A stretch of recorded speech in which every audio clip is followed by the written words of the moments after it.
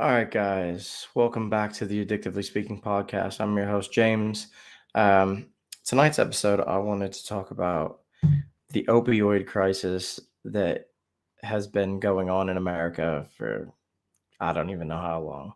I just wanted to talk about it because I've learned a few different things while living overseas, and I just thought it would be nice to talk about some of the differences and some of the things that you see. Um, Over here as opposed to over there, and how prescription drug addiction uh, in the United States is vastly different than it is in the United Kingdom. The drugs of choice for addiction over in the United Kingdom are benzos primarily. And in the United States, it is more opioid based. It's more, you know, fentanyl, um, OxyContin. So those type of drugs, and why that's so.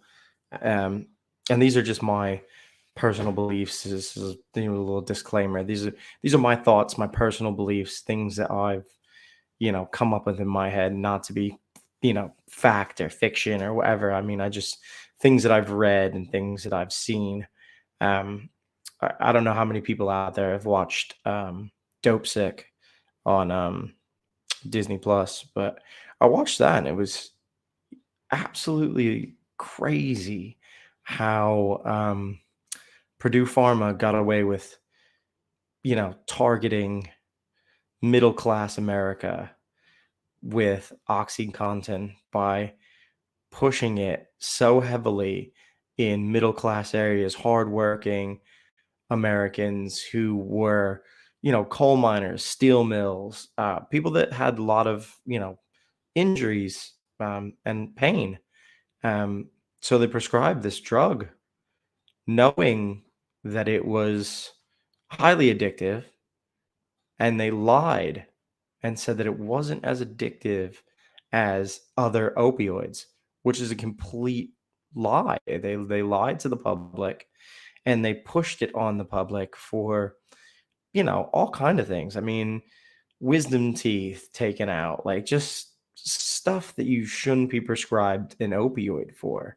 They were pushing these physicians to prescribe it, and you know, I- in in doing so, they created this epidemic, this pandemic of people who, you know, start off taking pain medication and then take it for an amount of time, and then they can't come off of it because with any opioid or any opiate derivative, you have withdrawal.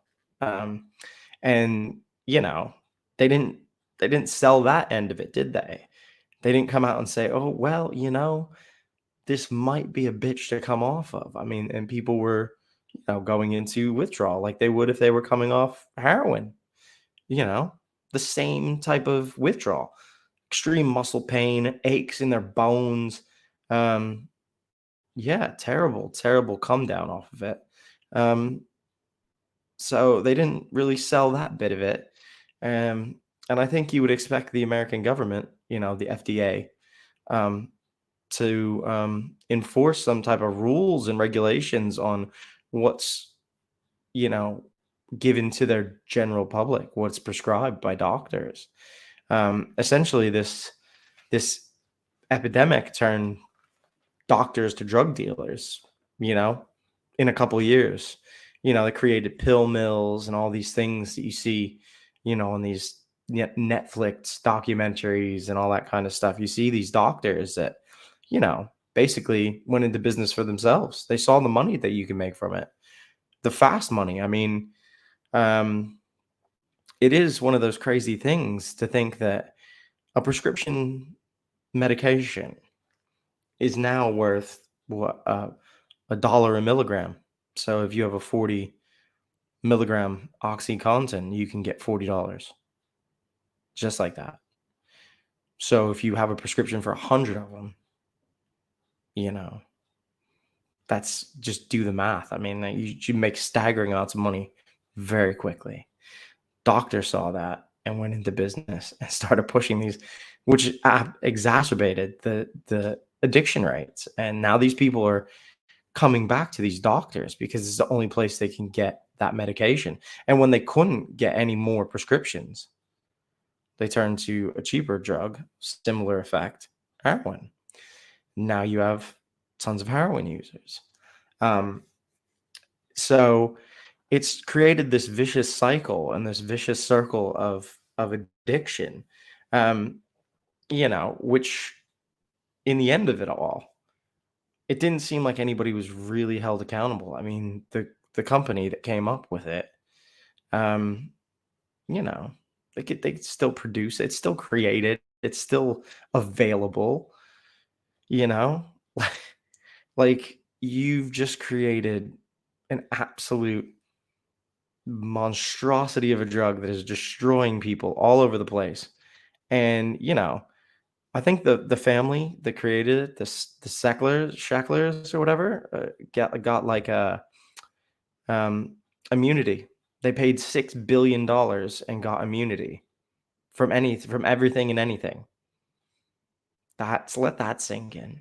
Like, they paid $6 billion and they have immunity, so they can't get charged with anything that comes any more lawsuits that come from um, the opioids that they prescribe people. They they nothing will come from it. So they paid that amount of money, and now they're free to live their lives. Nobody went to jail.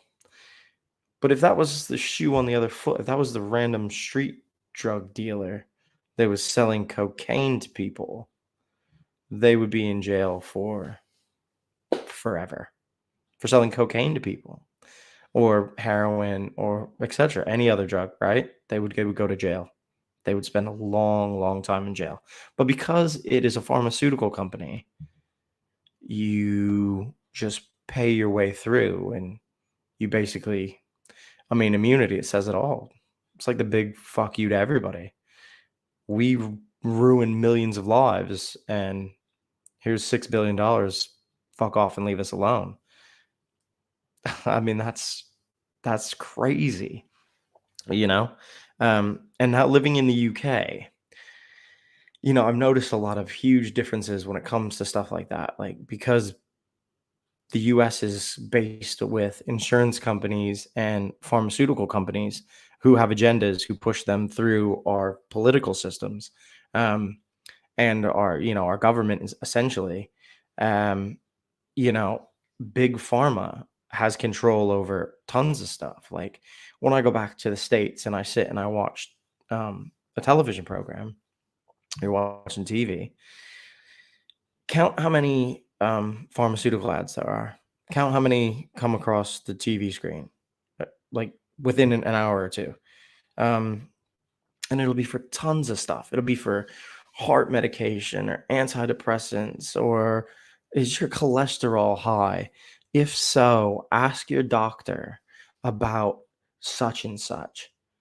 Why are these people telling you as a person to go ask your doctor about XYZ? Why? You're not a doctor. Why am I going to tell my doctor about something? My doctor should be telling me about the things that I should be doing to take care of myself, not the other way around. I shouldn't come in and say, I need to be on Libitro now. I meet all the criteria for Libitro. I want to try it. Why are you telling your doctor any of that? So, like, this is the insane bit of it all, is that, the pharmaceutical companies have you going to your doctor and asking them. You're you're a consumer. They're marketing to a consumer. You're consumers to drugs. So basically, it's the pharmaceutical companies are your drug dealers. They're dealing you drugs, whatever it may be: heart medication, cholesterol medication, opioids, antidepressants, mood stabilizers, all of it. They're dealing you drugs legally. And, if they do some shady shit, best believe that they'll pay $1 billion and get immunity. and continue being able to do shady shit. Um, and that's the terrifying bit, is that they've created this epidemic in the United States where people, you know, start off, using it, you know, recreationally, and end up becoming addicted to it, and then turn to heroin, and then, you know, what do they have to do? They have to try to come off it. They have to, get clean. And how do you do that? And a lot of it is high school kids, you know? A lot of it is high school kids. I was just reading some stuff before doing this, and it's like 1 in 4 high school kids will use OxyContin, no, or opioid derivatives in high school. So, like, these are, young kids that are getting turned on to it really early in life and becoming addicted to it, or turning to heroin at some point. So, you know, these are things that are are happening all the time, in middle America, in these small towns. I mean, even in the town I grew up in. Um, just to add on to this, is that there was a doctor that everybody knew that you could go to and get a prescription for he would give you you get a prescription for anything. He would give you a prescription for anything. You told him you had, headaches all the time, he'd give you a prescription for whatever you wanted. You told him, well, he was your one-stop shop. You just go there. People knew him.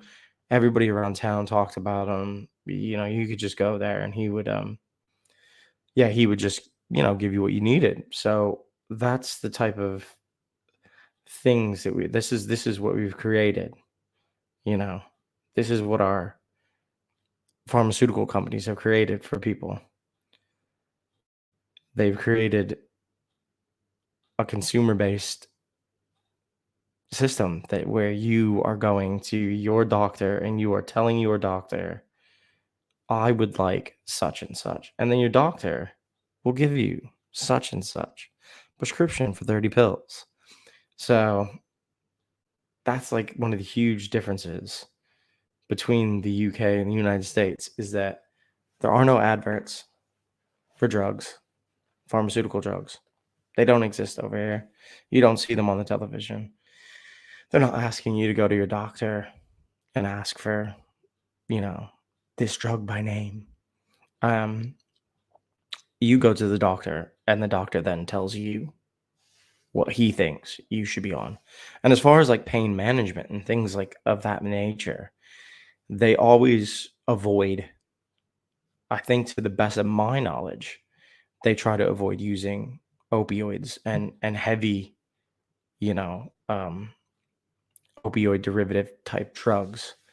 I talked to some people over here about like fentanyl and stuff like that, and they're like, "Oh yeah, that's for like palliative care. That's for people who are dying, to make them comfortable." And in America, I mean, my mother, who had rheumatoid arthritis, was on fentanyl patches, 120 micrograms, and what, fentanyl is 50 to 100 times more potent than morphine, but because it's in a patch and it's time released, it's, you know, you can just prescribe it to people. I mean, obviously she lived with a lot of pain, but still, I mean, they're using it for end of life care, and we're using it for pain management, you know. That's the difference, is that they're using it to keep people comfortable, and we're using it to manage people's pain when they're probably less addictive drugs you could be giving people. I mean, over here, you hurt yourself, or they'll prescribe you like an anti-inflammatory, and that's about as, that's about as intense as it gets. I mean, you're not even getting Percocet or Vicodin, you're getting like cocodamol, or paracetamol, and some other bits. Like, you're not getting, I remember, I think, getting my wisdom teeth out, and they're prescribing Tylenol with codeine, or you get Percocet, or you get Vicodin or something like that, which are, opioid derived drugs. And I was 15 when I had my wisdom teeth out. So, you know, pretty heavy shit to be prescribing 15-year-old, um, which I think is a slippery slope, that America is in, is that, you know, we're trusting doctors to prescribe these medications, um, with the best knowledge that they have, but they're also being pressured and, um, you know, I don't want to say like they're pressured to promote these things by the pharmaceutical companies to push their product. I mean, because these pharmaceutical companies are trying to make, billions a year, um, on America's pain. So, in order to do that, they have to, get these doctors to prescribe, prescribe, prescribe, prescribe, prescribe, prescribe. So, once they start doing that, what happens? What's the aftermath? I mean, you see these places that have been ravaged by it, West Virginia, go to Philly and Kensington and stuff like that. I mean, they're like people are zombies walking around. They're like the Walking Dead. And these people are, probably started out, you know, taking a pill or two, and now they're on heroin or they're on this or they're on that. Um, so these companies, these pharmaceutical companies created this, and they've paid to get immunity, and they haven't done anything to help clean it up. They haven't opened any rehab centers. They haven't helped with recovery groups. You know, they haven't done anything to clean up their mess. They're just letting it, fester, and more people will continue to have this happen over and over and over again. They didn't take the product off. They haven't removed the product. Obviously, I imagine there's more stricter, you know, prescribing laws, but still, it's still available, still out there. So if it's available, I mean, what are the people going to do? You're going to find it, get a prescription for it. People will sell it. I mean, it's easy to make money off pills. Back when I was drinking heavily, and I was in that, my mom was a rheumatoid arthritis. She had Percocet just laying around the house, like bottles of it, because she didn't take it as prescribed. Um, so yeah, being a shitty person that I was going through my shit, I was taking like 10 or 12 of those pills, and I was making, a couple $100 like in 15 minutes. I mean, it was very easy money. And there were tons of people that were, yeah, well, you got some perks, you got perk 20s. They were gone as fast as I could get them. And my mom had prescription, like repeat prescriptions. She'd just get them whenever. So if she saw that they were low, she'd just go to the doctor and they'd fill the prescription and go to the pharmacy, fill the prescription, and I could just, you know, take a couple here, take a couple there, till I got like 10 or 20 and make a ton of money off of it. It's very simple to do so. Um, but like, you know, it's crazy that we've turned doctors to drug dealers, you know, in that instant. Once you overprescribe or you start a pill mill or you start pushing it onto people who don't necessarily need it, um, they're a drug dealer. You become a drug dealer. You're just as bad as the guy who sold so and so heroin or cocaine or whatever. Essentially, your morals, the oath you took to become a doctor is out the window. You've given that up now, and now you're just a drug dealer who's out to make money and not care about the people's lives that you've affected. Because now you're, you know, potentially, killing someone at some point. I mean, eventually, right? I mean, anybody who messes around with opioids long enough, you know, ends up either getting a bad batch or, potential overdoses huge because they're chasing that high that they got the first time that they took it. Um, so it's a very slippery slope. But I wish I had somebody to go back and forth, like a co-host, to talk to about this, because I think it's interesting the differences between the United States and the UK as far as how their systems are based and their healthcare systems. Now, over here, we have free healthcare, right? If I need to go to the doctor, I go to the doctor.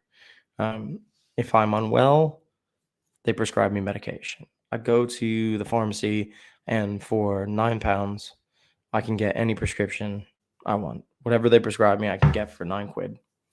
And in the United States is just a different system. It's just um, really strange how the United States differs from, I mean, most other countries that have free healthcare. I mean, United States is definitely lacking in that department, and they won't change their ways because obviously because there's interests at hand. There's people profiting, and in order for those people to profit, those things need to stay in place. So, in order for the pharmaceutical companies to profit, insurance companies need to stay in place. Insurance companies need to profit, so they will be the providers of healthcare.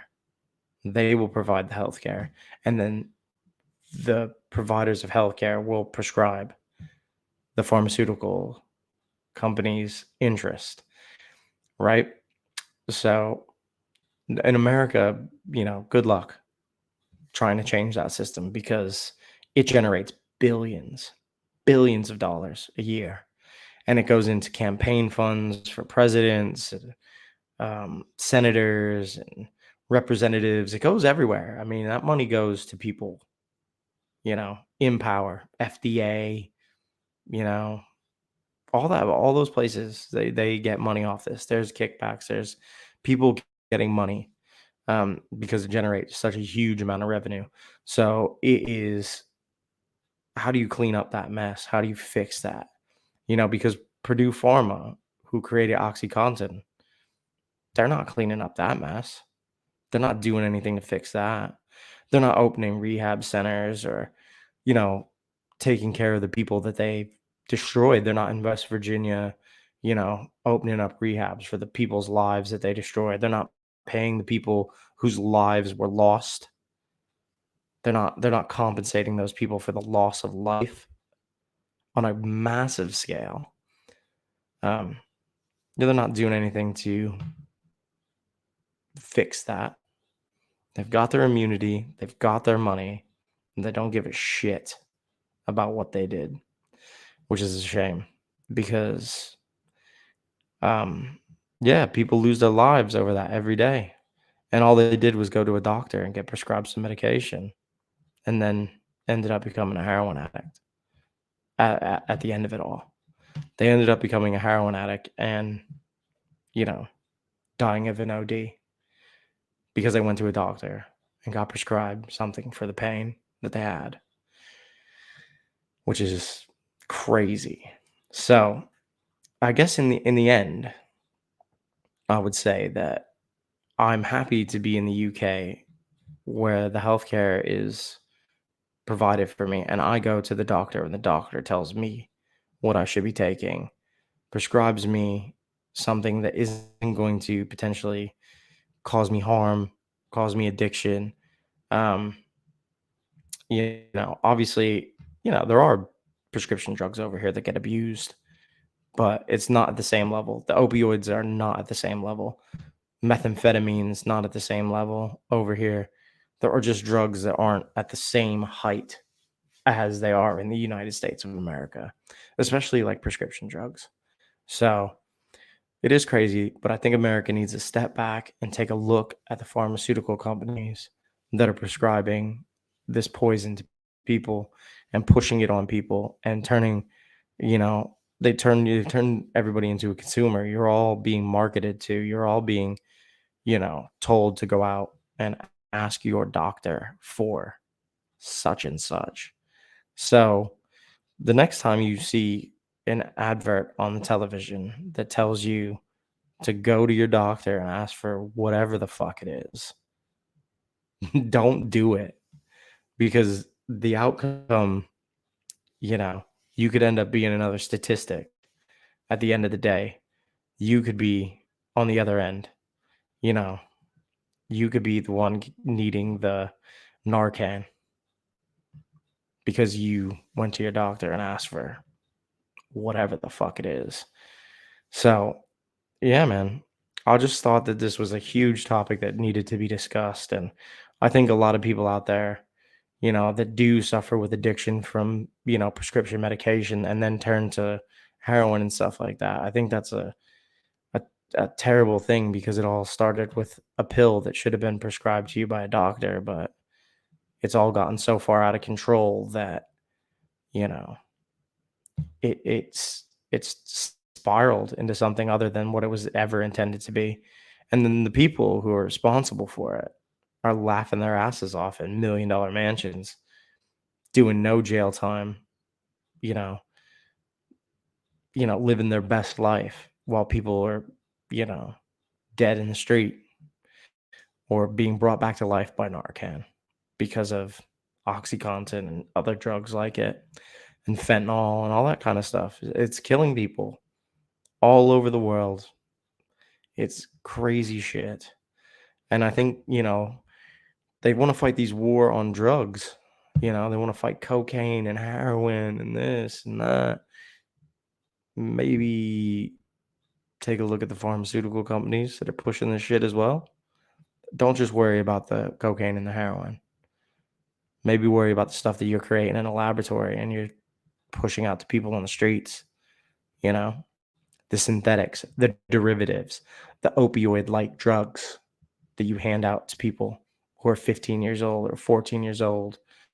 And they end up becoming addicted and spending the rest of their life trying to put their lives back together because a fucking pill ruined everything, you know?